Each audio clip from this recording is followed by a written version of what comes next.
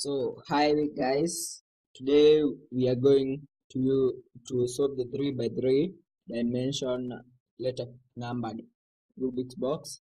And and first of all we have to learn the basics. We have our F, which is our front. We have our R right, which is our R, our left, which is our L, our down, which is our D, and our upper, which is U.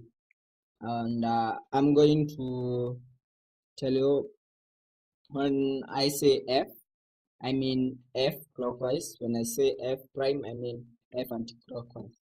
When I say right, I mean right clockwise, right prime, right and anti-clockwise, and so on and so forth. Okay, first of all, we have to dismantle our cube so that I may be able to show you how to solve it.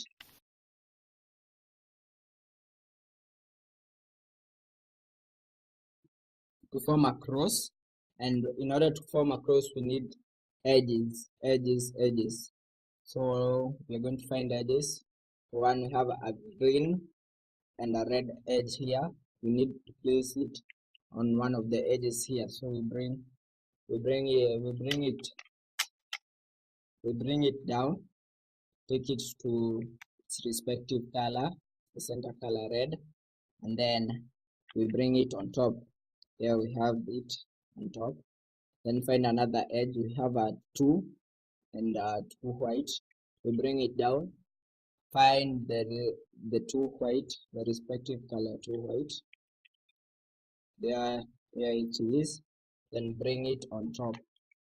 And now we have our 2, our 4, and our 5. We find another one. Here we have an 8 with a yellow, green yellow. So we bring it down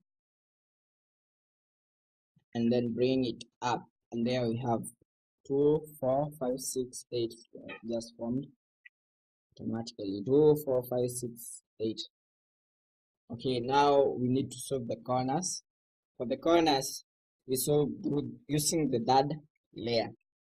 For example, here we have a 9 and it has a yellow and a purple color. So we take it where color purple and yellow will be at the center. For example, we have yellow facing us and purple facing on the right.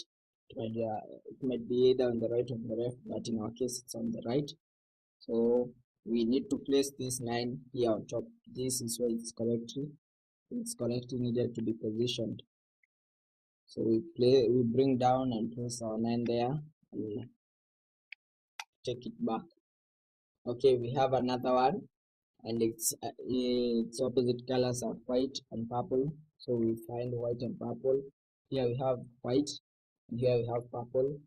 White, purple, let purple face us, white to face right. Then we bring this down and place it. There we have. Then we look for another still on the third layer, and there is none. We look on the other layers. We have a 7 here. We bring it down to the third layer. We bring it down to the third layer.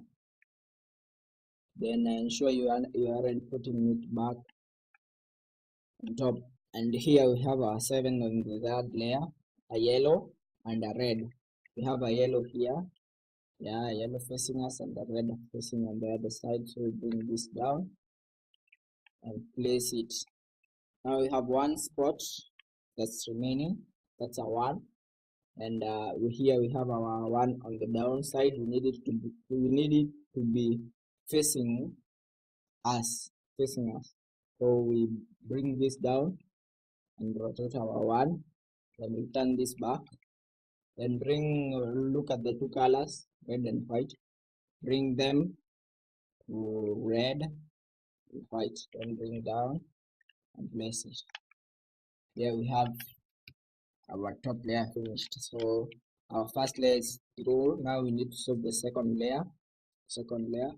Solving the second layer, we need to know the center color that is down. Since I used green, we have a blue. So every edge that I'm going to use should not have a blue. Okay, so here we have one that doesn't have a blue. We take it to its respective color to form a T. Then look at the color on the bottom, it's yellow. It will be either on the left or the right, or in case it's on the left. So you have to take it away, bring this down, bring L down, D back, L prime, D, F prime, D prime, and then F. Then we look for another one that doesn't have a blue. This has a blue, a blue, a blue. Here we have one. We place it with respective color. That's color white. Look on the left and right. It's a purple. So we take it away to the left. Then with the same formula, that is L prime, D prime, L, D prime, F prime, D, then F. There we have our 4 and our K placed correctly. And I can see we have finished solving the second layer. Now we go to the bottom layer. In this bottom layer, you may have certain chances, certain coincidences.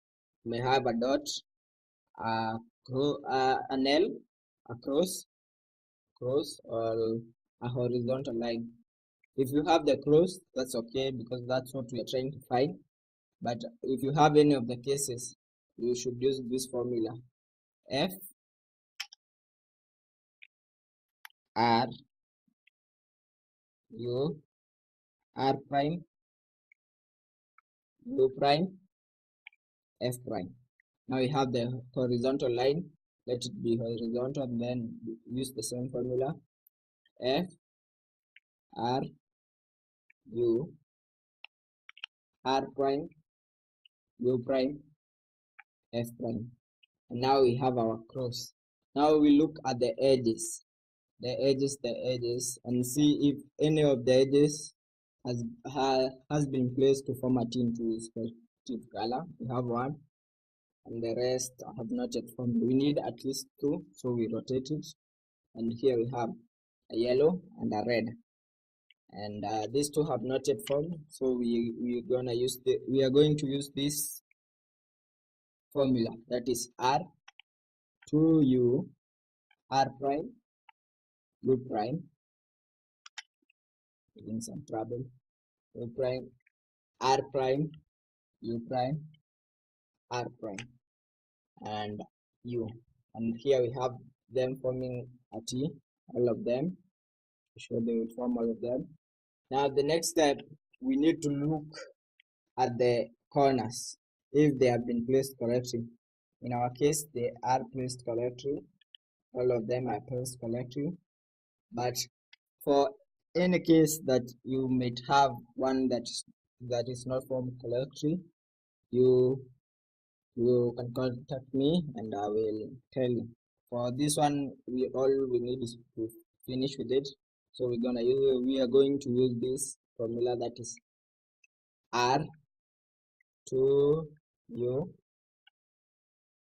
R prime U prime R U R prime, then L 2U L prime U L U, then L prime. Then we use the same formula again: R 2U R prime, then we have our U prime, then R, then U prime R prime. Then the other side, L 2U L prime U L prime U, and then our L prime. And there we have solved our Rubik's. Thank you people for watching. If you need any, if you got any trouble and need any help, subscribe, and remember to comment and ask me any questions, and I'm gonna help you with the formulas and what to do in order to be able to solve your Rubik's. Thank you.